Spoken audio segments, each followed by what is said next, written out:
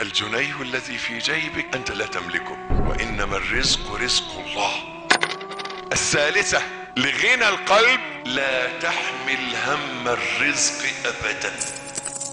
لا تحمل هم المال، لا تحمل هم الرزق. الله جل جلاله في كثير جدا من آيات القرآن يطمئن قلوبنا حتى أقسم سبحانه.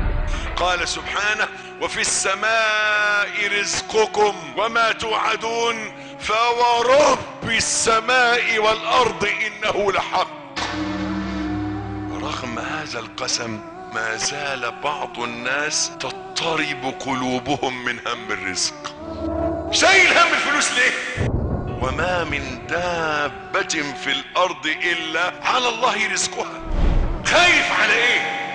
أليست الأرزاق بيد الله وهو القادر وهو الغني؟